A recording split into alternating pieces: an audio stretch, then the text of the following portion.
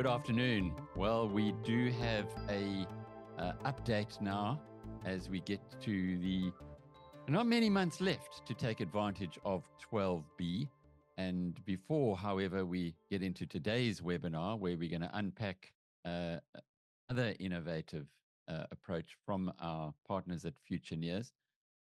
Stuart, would you like to just make sure everybody has got the tech working? Excellent. Thanks, Alec. And thanks, James and Dion, for being here. Just quickly, those new to the webinars, there's a little control panel at the bottom of your screen. If you can hear my voice and see me and the others on screen, can you please give us a high five? See it, Tace. Thank you very much, Tace. Early high five there. We also like to keep it conversational. I know Alec will manage the questions, but please, there's a chat box. Sorry, it's a Q&A box next to the chat box. If you can put your questions in there and they'll come through to Alec and he can manage from that side. But all good on this side, Alec? Magic. Thank you, Stu. Well, here is our two experts today, as promised. Dion Lewis and James Rothman are with Futureneers. We've had a relationship with Futureneers for quite some time, and you guys have always been innovative. But what you've done today is like taking the cake for me, Dion. It really has.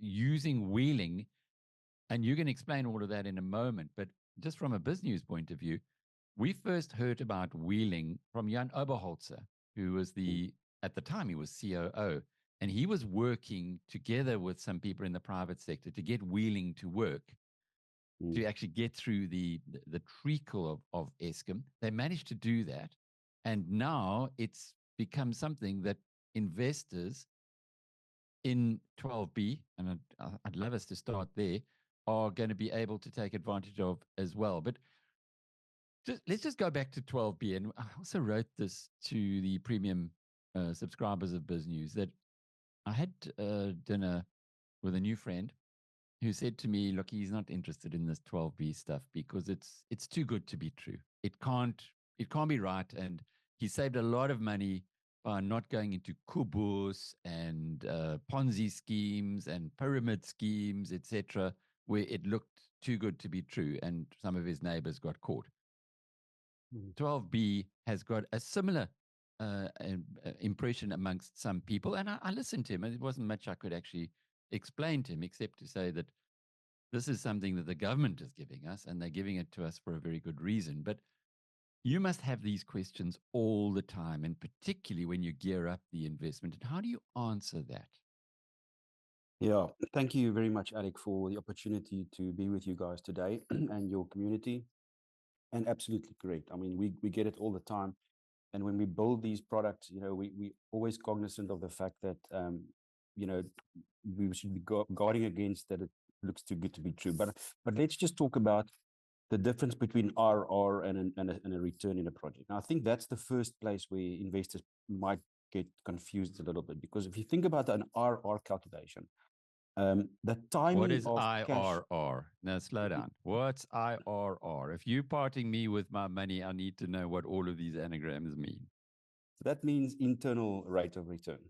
Now, that's how all the funds express their return profile.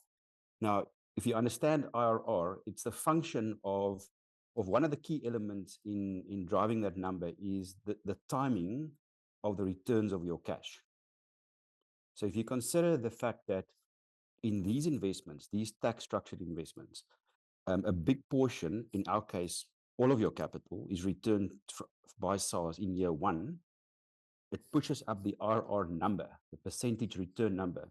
And I think investors sometimes get confused between a normal return and an internal rate of return. So I think that's the first point I want to make. The second point I want to make is if you understand 12B and the deduction in principle that SARS allows of 125%, and let's just break it down to 100 Rand investment, for example. An investor makes 100 Rand investment into one of these projects or partnerships. He's on a 45% tax rate as an example.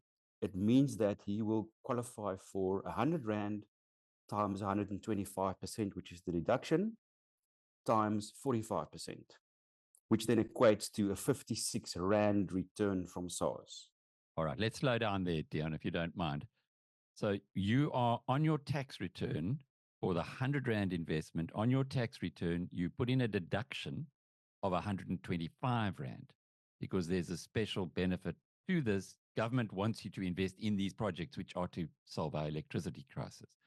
And then if you take that 125% deduction on your tax form for the 100 Rand that you put in, that is directly going to give you back 56 Rand immediately. So if that was money out of your cash, out of your back pocket, you're going to get 56 Rand back in tax that you would otherwise have paid. So I kind of get that. So I'm clear. But now you guys have done something even smarter on that. And now we gear it up. So we're saying, as an example now, investor, invest your 100 Rand. We will put in another 50 Rand by means of debt. So you'll be investing 100, yet you will be buying an asset of 150 Rand. So therefore, your deduction is now 150 Rand times 125% times your tax rate of 45%. So suddenly that number shoots up. And that all contributes to this internal rate of return number that goes so high, because these initial returns come in early. They come in the first year. James, you want to add anything there? Yeah, no, thanks, Alec. And I think Dion is absolutely spot on there. The only thing that I might add is I think there's a distinction between Section 12B and Section 12BA. And Section 12BA is the 125%, and that's probably the best tax break that's ever existed in South Africa. So that is probably contributing to the fact why people think that it's too good to be true, if I can put it like that. Because, never before have we seen 125% tax deduction on an asset, any asset for that matter. So usually 100% tax deduction is quite nice on any asset-backed instrument, but then 125%, and that's really because South Africa has had this terrible ride in terms of electricity production over the last couple of years. Seems to be working, or what they've been doing seems to be working, but we're still going to need quite a lot of renewable energies production coming in the next 10, 15 years.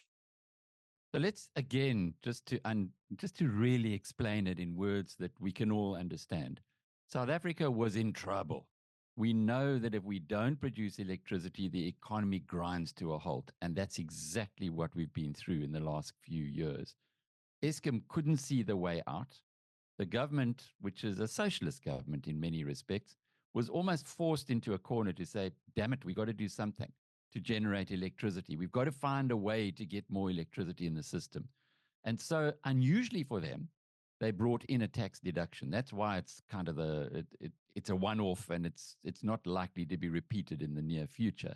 So they did that to make sure that we could get the electricity problem solved. And my goodness, it has been solved, because the private sector's come in a big way. People have you guys have raised, Dion, 600 million? Is that correct? Yeah. No, absolutely, Alec. And if you look at just the 2024 projections, we're still sitting with a base load shortfall of 17,500 megawatts. Now, if you consider that 3,500 megawatts were added by renewable energy producers in the last 2 years, there's still a massive way to go. And then once we go through the presentation, we'll start understanding why wheeling is so unique, because there's suddenly an opportunity for clients to access energy at a lower rate than Eskom. It's extraordinary. And we'll again, your innovations, not just on the gearing up, but on using this wheeling thing, which is also something brand new to come from Eskom. But I guess that for people in the business community, for our tribe, just remember that this has come along not because the government felt generous. This came along because South Africa was in crisis. It did not have enough electricity, and the government realized, this ANC government realized that if you don't get electricity, you can't have a growing economy, so then your taxes keep falling and you can't really run the country anymore. So there was a crisis. It's now being addressed. The private sector's rode into the rescue. Private investors have been supporting all of this, and Futureneers, as an example, has raised 600 million Rand, which has been injected into this area. Desperately needed capital from private hands. And it is quite interesting to realize that South African companies have been very remiss in investing in the country because they feel that there isn't that much, that much opportunity. So we've got 1.5 trillion rand on balance sheets of South African companies. So the government had to say, well, we got to get this money from somewhere. The international guys are not interested. They haven't been investing. Where do we get it from? Bring in a tax incentive that has given individuals like you and I an opportunity to reduce our tax, to get the capital in there, and to solve this problem. So it's if I can understand that, then I can understand why this is too good to be true, because it is, as James said a moment ago, unprecedented in South Africa, but there's a history, there's a background to it. So great, we've got that all sorted out. Wheeling is something that you're going to explain in more detail. Dion, do you want to pick up on your presentation now? Sure.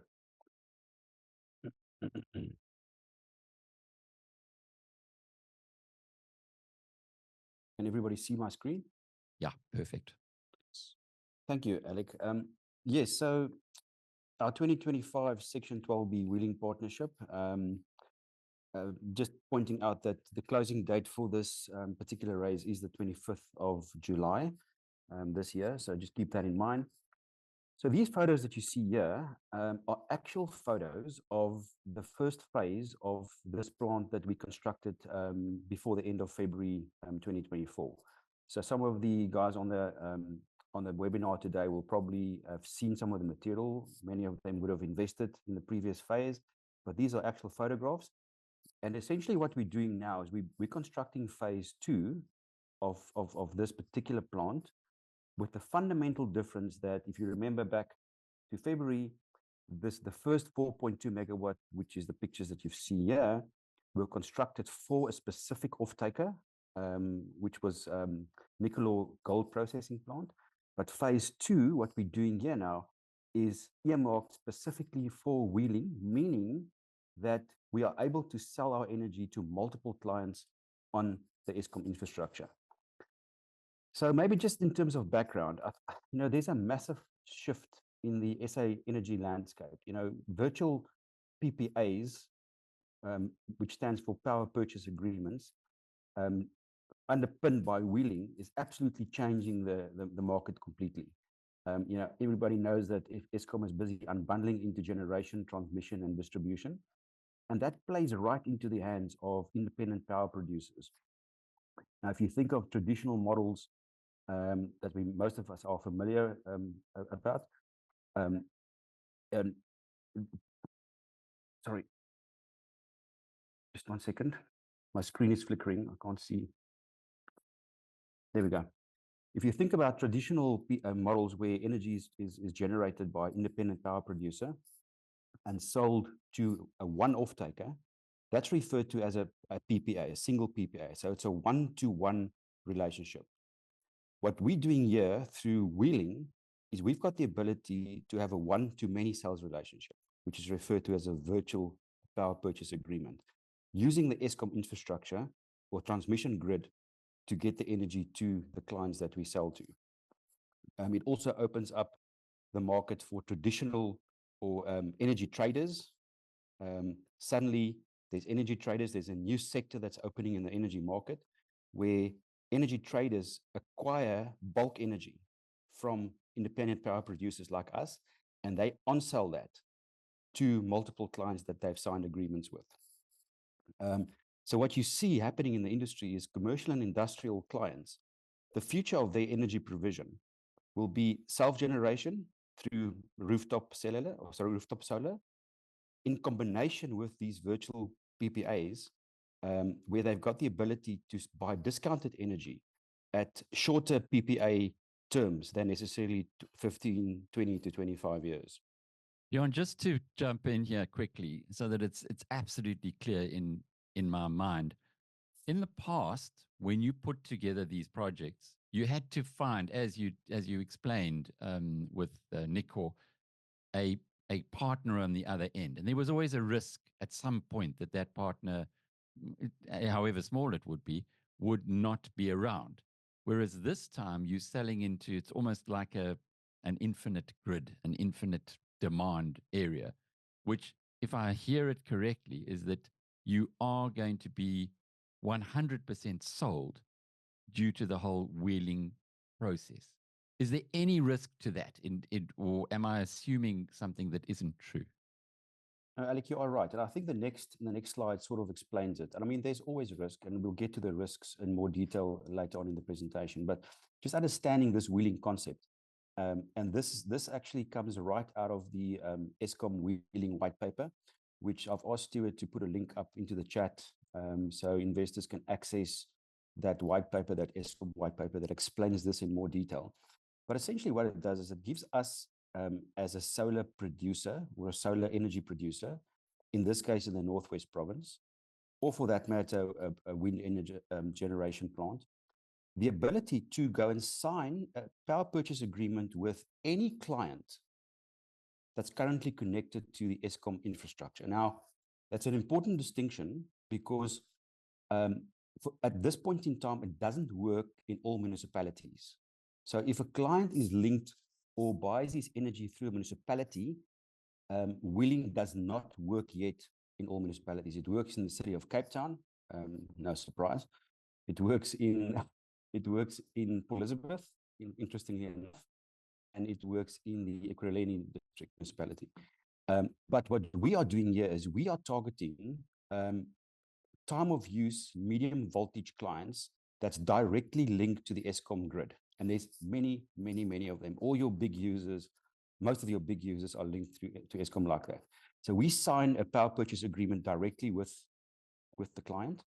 And then we use the Eskom infrastructure, the transmission grid, to transmit the energy to them. Now, obviously, there's a charge here. There's a transmission charge that we pay as a power producer. But the relationship and the contractual relationship sits with us directly with the client. So it's not a case where Eskom needs to pay us. It's a very important distinction. Any questions on that, maybe? Okay. So I think important. Sorry, Alec, you muted. Sorry, missed you there. Sorry, just jumping in. Aye, jammer, man, jammer. I was just saying I will jump in whenever an opportunity exists. There are some questions, but let's just keep going, and then we can get onto the questions a little later. Okay. So what sets this investment apart from what we've done before and other investments in the market? I think the first and obvious thing is the fact that we've got a proven track record. You know, we've constructed this first phase of this plant in record time. It was done before the February cutoff. So investors that invested in that phase will qualify for their 12B deductions. And what we're doing here now is obviously the phase 2, which is 10 megawatt. This is an important distinction.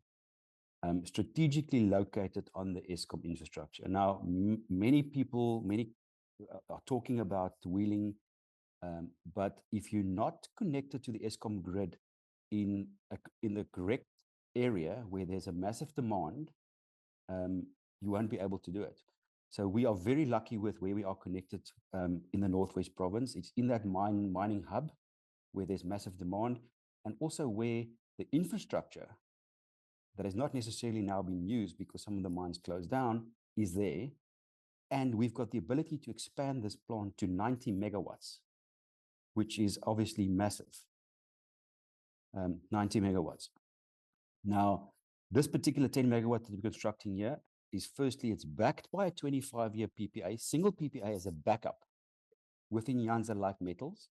That's a multi-billion rand development in the Richards Bay KZN industrial zone. But this only kicks in 3 years' time. So the strategy is that we sign shorter-term virtual PPAs with clients on the Eskom grid, as I've explained before, where we can demand a higher rate.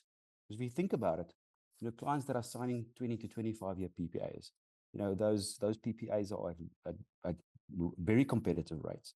And they tend to escalate at, let's call it CPI +2. And, you know, 4 or 5 years down the line, if you look where Eskom is increasing and where those PPAs are increasing, we're sitting with a massive opportunity to gain excess margin through doing this. And then as a last strategy, we're also in agreement with a number of the energy traders that I've explained earlier to offset this energy.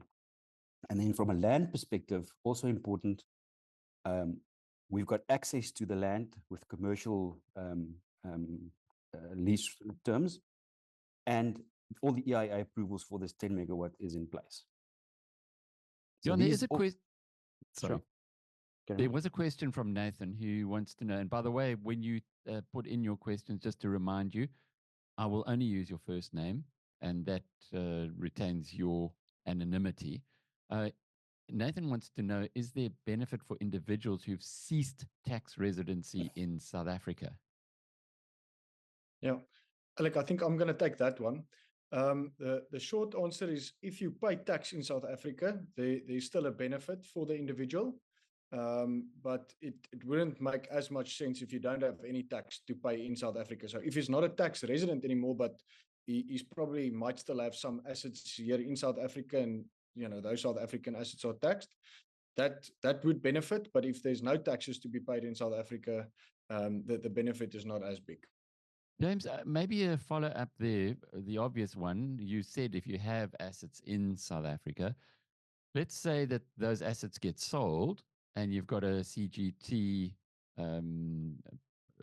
exposure. If you were to invest here, can you carry forward the tax benefit so that when you do sell that asset, you can set it off against the capital gains tax or indeed any income tax that might be required? So, Alec, from a tax point of view, all capital gains are included in South Africa in your income tax. So you can definitely use a 12B product to lower your tax bill in the event of a CGT event. So for companies, it's 80% that's included in your taxable income, and for individuals, it's only 40%. So effectively, you only have to invest 40% of your capital gain, if you're an individual, into a 12B product to offset, or in solar assets to offset your whole capital gain. And it's even less if you consider that there's 125%. So you only need access to, my public math is struggling now a little bit, but less than 40% of your capital gain in solar assets to offset the whole capital gains tax. So let me just understand this. If I hold shares in, say, Naspers, and I've held them for many years, or I've got a house that I've owned for a long, long time as a second property, as an investment, and I've got a capital gains tax event, as you guys call it, coming very soon, would this be something that I should seriously look at so that I can offset the taxes that I'm going to have to pay on those assets, which would be substantial, given that they would have been bought a long time ago? Absolutely, Alec. Yeah, it's definitely something to consider. I did pull out my calculator quickly, and it's 32% of your capital gain, if you're an individual investor, that you have to invest in solar assets to essentially not pay any capital gains tax. Wow. Okay, good stuff. Sorry, Dion, but I do think that that's pretty relevant for anybody and there are many people who sit in that situation. They don't sell their shares, they don't sell that property, their investment property, because they're worried that it's going to cause so much of a tax event that it reduces the return. And of course, they don't really want to be giving the government more money than they absolutely have to. So quite relevant. If you're in that position, then listen closely, because this is a goodie. Anyway, over to you, Dion. Thanks, Alex. So yeah, in this example, so we're looking at a 1 million rand potential investment and making the assumption that the investor is on a 45% tax rate. And we'll go through the detail now on the next slide, but just high level. So this means that if you invest 1 million, you will get 1 million back from SARS in year one, either by short paying SARS if you're a provisional taxpayer, or if you're a PAY payer, claim back from SARS. So you're 100% de-risked as far as your tax is concerned in year one. So all your capital that you invest, you're getting back. Then there's this unique new element that we brought in. In February, next year, which is in the first 6 months of your investment, you will also receive a 70,000 Rand, which is your portion of the development profits. Now, considering that we construct these plants with external investment money to the point where they commercially, we call it COD, then we sell them across to the income and deed structure. So there's a transaction that takes place, and we've created this structure in such a way that the investor also shares in that benefit. So there's a 70,000 return in the first 6 months, and then over and above that, a 45,500 inflation-adjusted return average per annum for the next 25 years. And we like to position this as an income for life type product. And looking at the detail, James, maybe just take us through this. It'll become a little bit clearer. Yeah. So, and Alec, this is probably where that question comes in that you spoke about earlier is why is the return so high? And the real reason is if you put R1 million in and you get R1 million back in year one, the returns are going to be high because everything that you get after that just increases the returns. And then with the added development profit that we distribute by the end of February of 69 for 20, then that also increases the return quite significantly. But then because there's quite a lot of debt in, we start off with lower annual distributions for the first couple of years of around 20,000 Rand. And that steadily grows as the price of electricity increases and we charge more for the electricity that we sell. So that ramps up to around 40,000 Rand per year, and that's the pre-tax number. And then for between year 10 and 25, it generates another 2.5 million in total for a total, call it gain of 3.88 million. And that's including the tax benefit. And because of those returns, that's how you get to the 31%. And Dion and I, we have a spreadsheet that we can share, and you can go through the numbers. If you don't believe us, it does differ from one investor to the other. Main reason might be the tax rates that they're in. The other reason might be their particular tax situation. Like Dion mentioned, there's a difference between provisional taxpayers and also PAYE earners. And some people have taxes payable by August. Some of them have taxes payable by February. So all the different scenarios we cater for. But if we look to the table at the right, you'd see that if you're a 45% investor, after year one, you've de-risked 109% of your capital, and after year two, 111%. But if we go down to the lower tax rates, let's say the 39 and 36%, you still get a 20% IRR or 24% IRR if you're in the lower tax bracket. And the vast majority of your investment has been de-risked by year one and year two. So I think just because of the gearing and the way that the returns work, usually these products don't cater for they only cater for 45% taxpayers. But in our case, we've tried to come up with something that also works for people paying taxes at a lower rate. If I can just maybe add that, thank you, James. The numbers that we see are net of fees. So our fees have already been taken into account. And then, I think important that the risk capital is actually zero in this investment on a 45% taxpayer, meaning that you've received all of the capital back from sales in year one. Chris has got a question for you guys. He says, is this investment opportunity available to a family trust? Yeah, Alex, so the answer again for that is absolutely. It's available for any taxpayer in South Africa that has income tax to be paid to SARS. In some cases, it might make more sense to distribute the income in the trust down to the individual beneficiaries. But if you have so much income in your trust and you can't distribute to your beneficiaries anymore, you can make the investment out of the trust. And from a kind of like estate planning perspective, it's also a nice way to keep the assets in the trust, and it can absolutely work because trusts, all the money that you keep within the trust is taxed at 45%. So the returns that you would get in the trust would be the ones on your screen now, like if you have tax payable in August and February this year. Nice. Nathan's got a follow-up question. Is there a lock-in period? Yeah, I can start and then Dion can maybe add on to that. But because you're getting such a high tax benefit up front, the whole structure is geared at looking at a 25-year investment horizon because you're getting all your capital back from SARS in year one.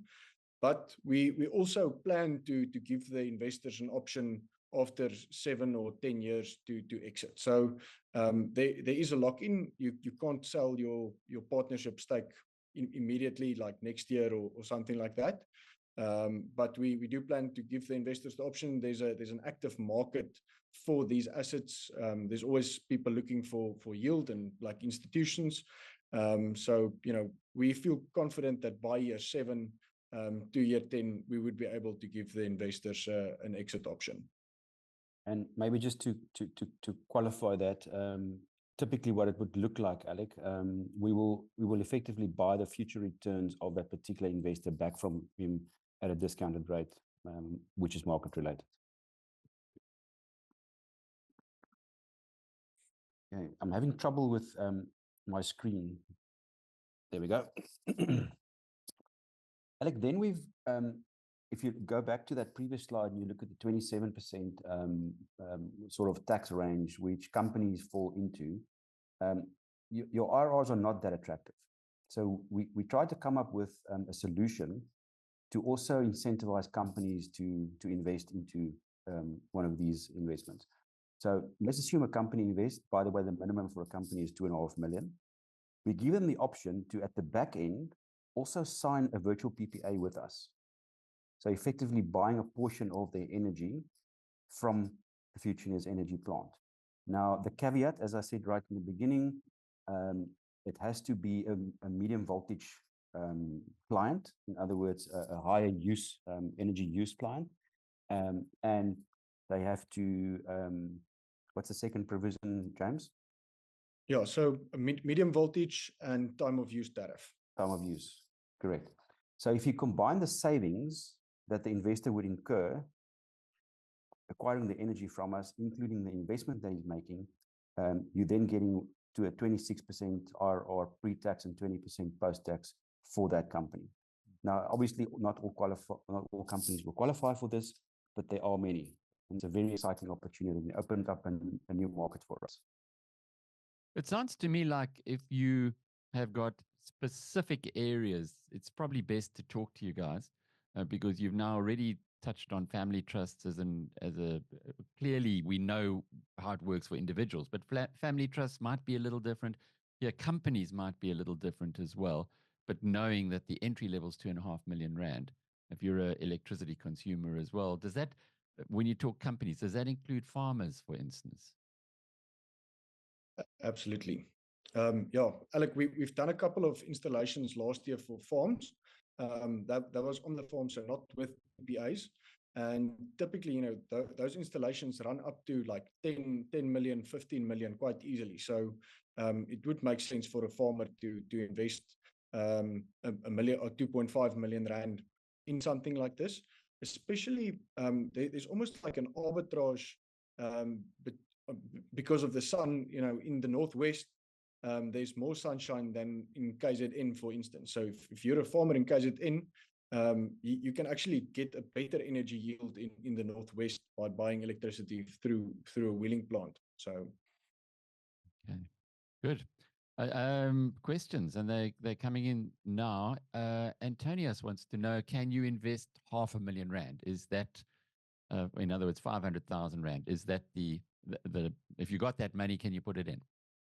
Yes, Alec. The minimum for this investment is 500,000, so absolutely correct. Harshad says, if the project fails for some reason, what is the impact on SARS recoupment on the capital and especially the debt portion? James, you'll take that? Sorry, you're muted, James. James, you muted at the moment.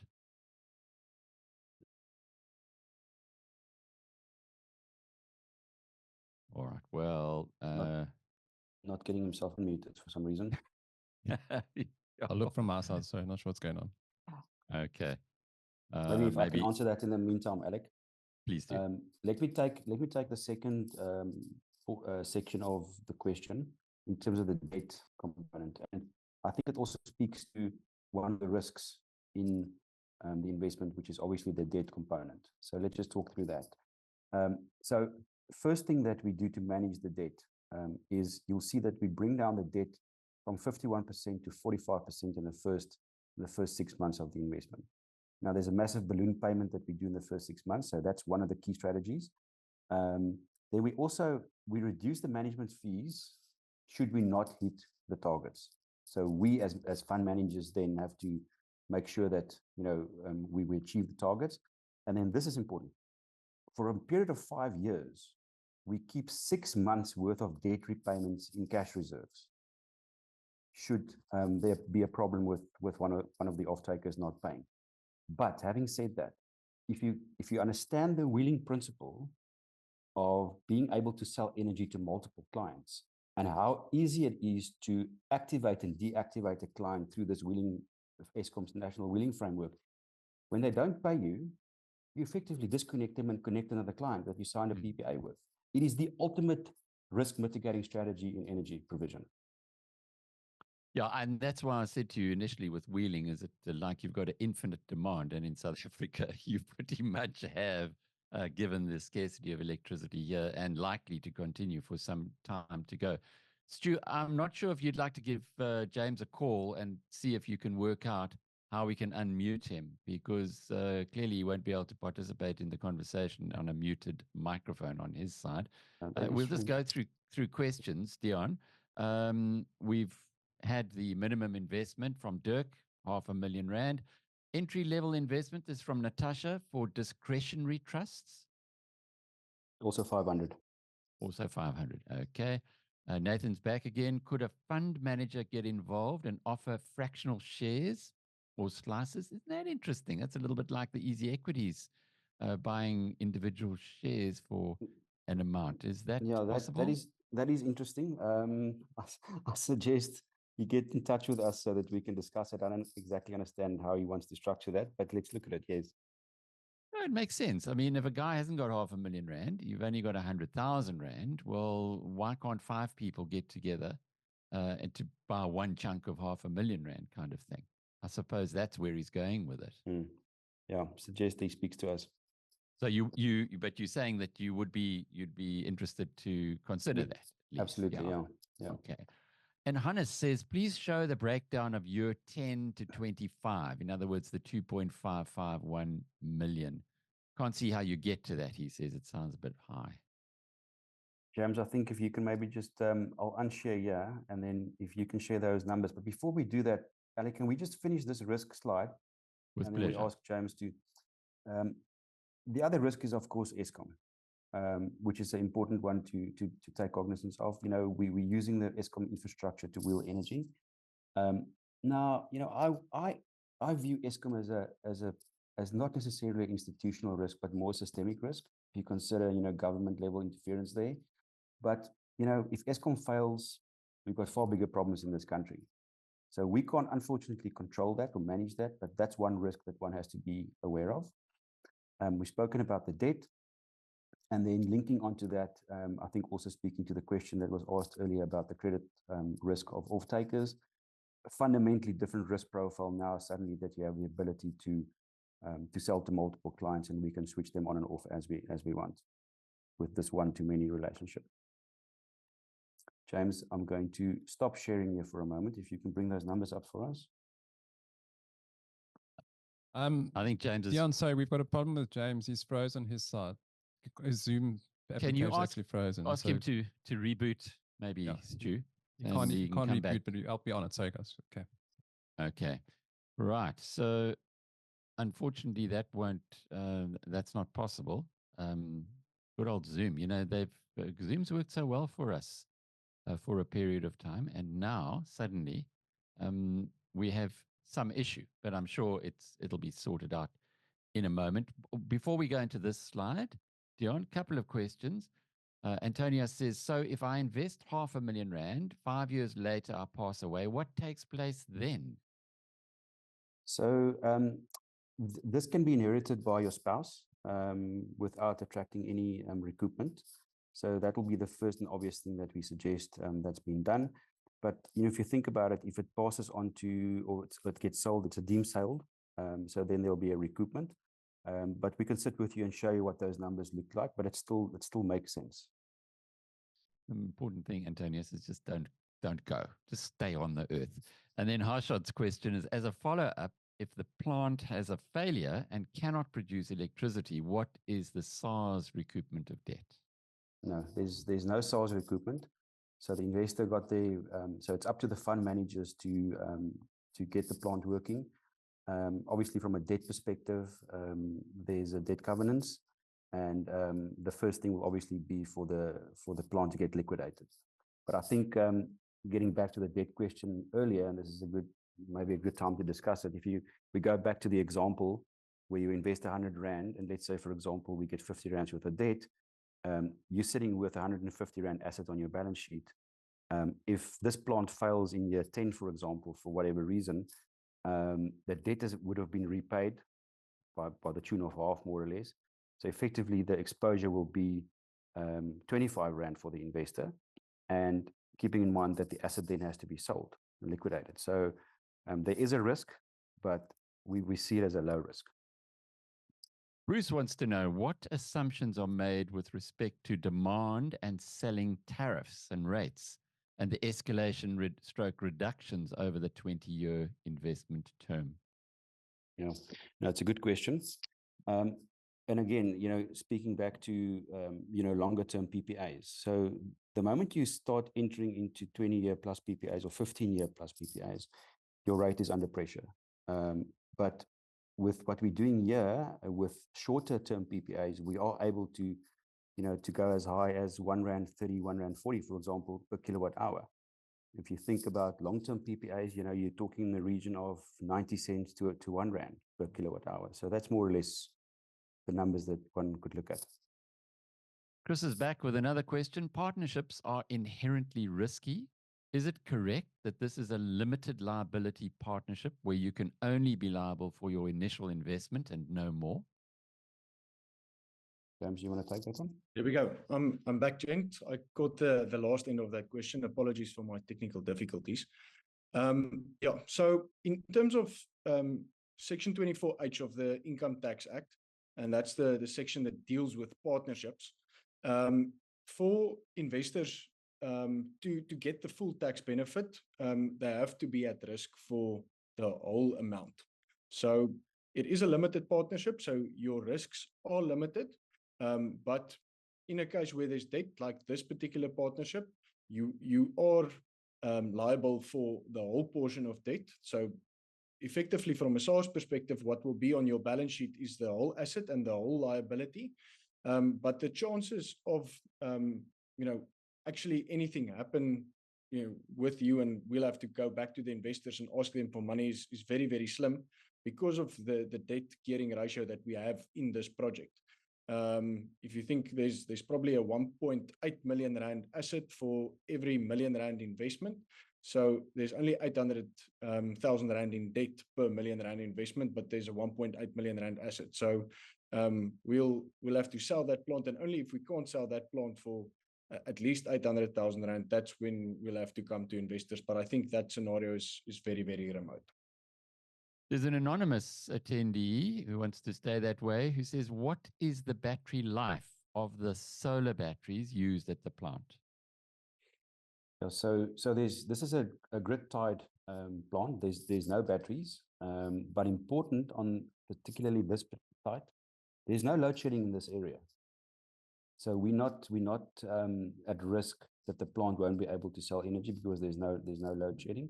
There are energy curtailment in that particular area, and that's for users of energy, but there's no batteries now. Okay. All right. Well, let's go through the team. Thanks, Alec. Maybe just briefly for those of you that don't know us, Futureneers have been established in 2016. as a VCC, a venture capital company, and we've now evolved into a private equity fund. We are the biggest investors in our own fund. In each one of our products, we also personally invest, albeit directly to gain a tax benefit or through the development structures that we set up. We now probably have just over 350 high net worth individuals invested into our fund, more than 600 million rand in capital raised. Established 12J portfolio. So in June 2021, we raised for solar energy plants for the first time. And I mean, I think we've shown our track record in terms of deployment and paying our dividends. Investors that have invested with us will know that. Our team excels in tax structuring, including experience of pioneering South Africa's first 12B fund. Now, James, our young gun here, he launched the first 12B fund in the country 2 years ago with one of our competitors, and we're very privileged to have him as part of our team. And I think between all of us, over 12 years experience in renewable asset investments. Myself, James, Jaco's unfortunately not here today. He's our group CFO. And then Ricky Heiser, over 20 years experience in renewable energy. He's our technical lead. And I think that brings us to the end of the presentation. Excellent. James, do you want to summarize this maybe? Yeah, I was going to ask if you could do that because our questions have now all been answered. So everybody's happy from that perspective. Perhaps if we could summarize it all as a final takeaway. Yeah, so this is really the boring information sheet that we have to work through, unfortunately. But essentially, there's 64 million rand that's available for 12B investors at this stage. And like Dion mentioned, 500,000 rand for individual investors, and then 2.5 million rand for the company on the VPPA side. And then, the easy way to think about this is what the tax deduction would be is for every 1 million rand that you put in, you get a 2.223 million rand tax, Section 12BA tax allowance. So a 2.22 times tax deduction on the money that you put in for this particular investment. And that's because of the debt that we have in. And then if you're a 45% taxpayer, you would get R1 million back. So your capital at risk is effectively zero. And that's what we try to do with this particular project. For someone at a 39% tax bracket, that's around people who earn 600, 700,000 rand a year and up. They only have 13% of their investment at risk. And then, we charge a 2% upfront fee and 2% management fee annually and on the assets under management.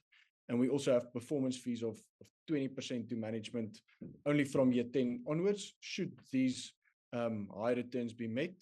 So that 31% we can only share in that once that has been met. And then one very important thing, like we've only going at this capital raise for quite some, not for too long. But what we'd like investors, we know it's early in the tax year, but we would like investors to put in a 10% cash contribution now to secure their spot in this investment. And then the remainder would be payable by the 25th of July this year, so that we can start building our plant in early August. So yeah, that's us. So once the 64 million has come in, that's it. Hannes, well, I don't know what he had to say. There was a thanks, Hannes, but it's not a question. It says, except mine. I'm not sure what he's talking about there. But Antonios, can your fund go onto the JSE, or could you sell your fund to, say, Alan Gray? Do you want to take that one? Yeah. Antonios, unfortunately, it's not on the JSE yet. Maybe in a couple of years down the line when we've built a very big portfolio. But unfortunately now you can't sell it on the JSE or to Alan Gray. It's private equity investments, and we'll have to provide you with a liquidity event that we think will probably happen around year 7 to year 10. Hannes's question was the one earlier where we had the frozen screen on your side, James, about the breakdown of year 10 to 25. Yeah, so I can quickly share that.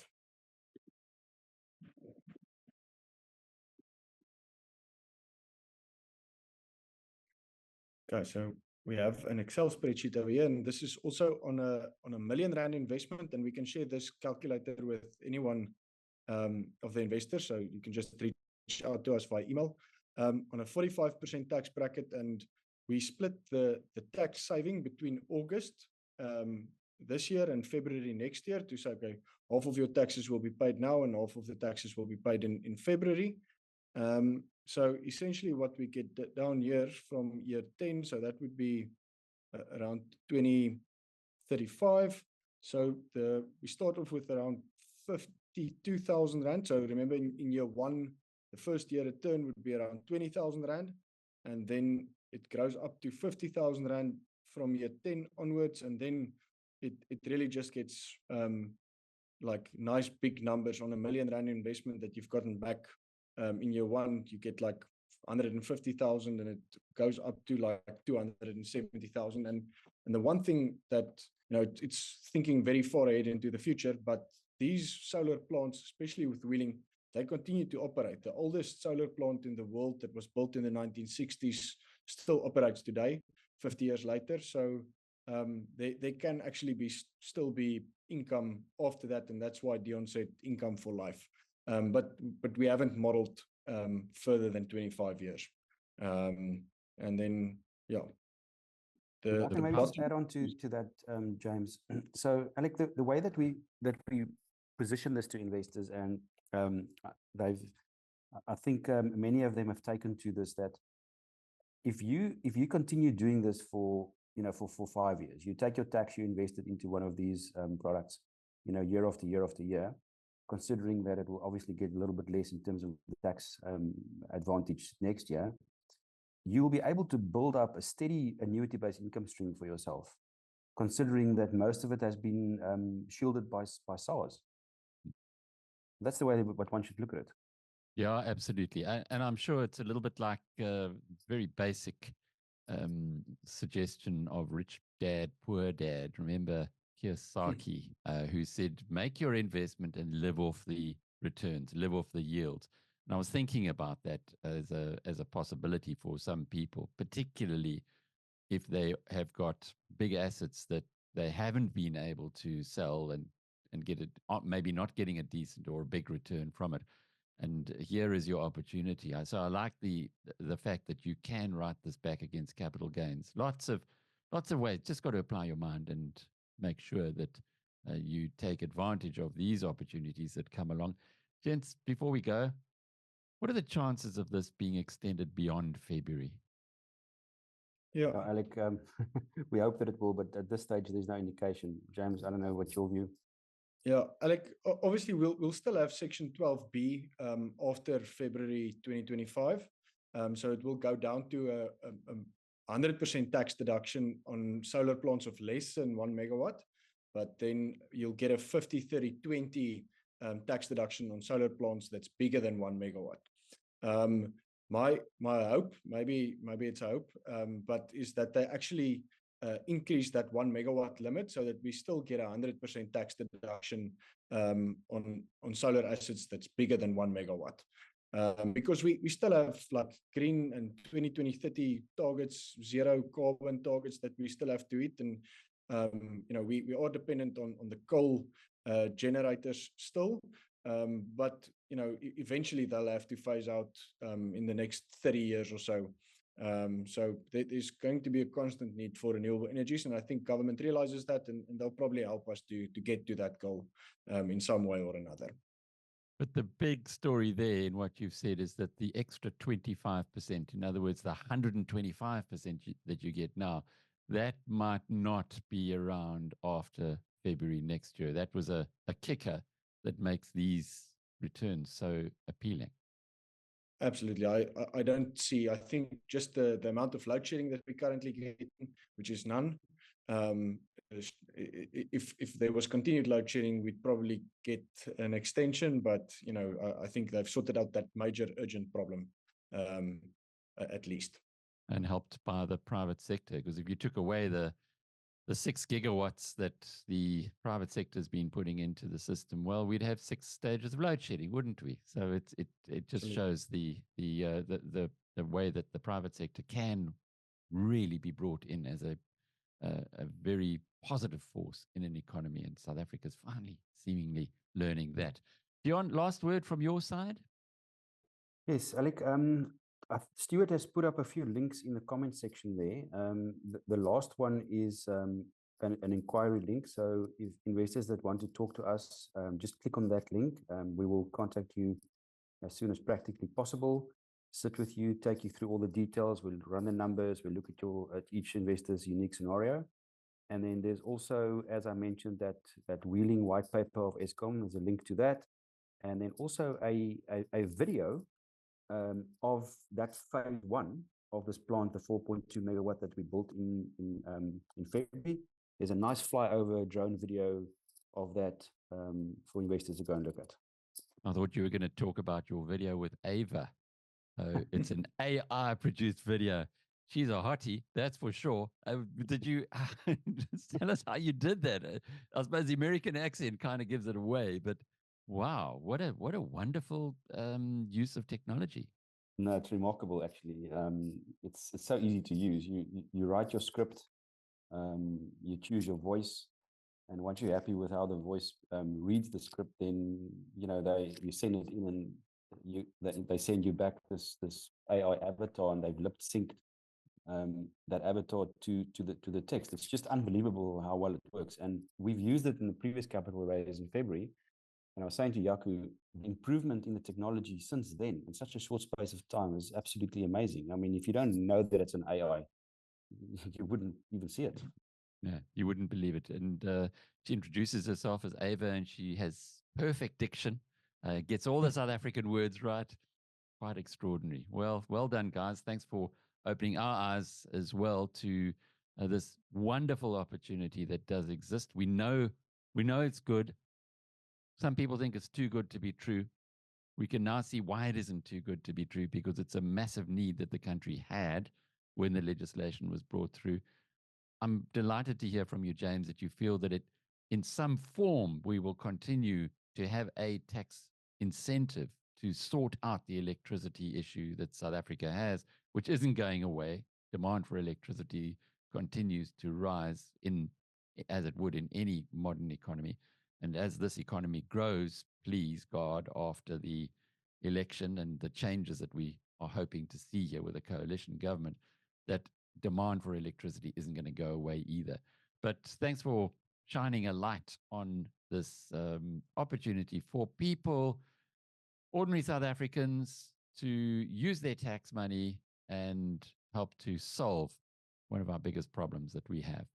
Stu, before we go, would you just give us an indication of when the recording will be available? Excellent. Thanks, Alec, and thanks, James and Dion. We'll get the video up this afternoon. The team will just put it together quickly, and we'll get it onto the Biz News TV YouTube channel. And we'll also send out an email with the link to that inquiry form that Dion mentioned, as well as the YouTube link later today or early tomorrow morning. Magic. Thanks, gents. Until the next time. Cheerio. Thank you. Bye-bye.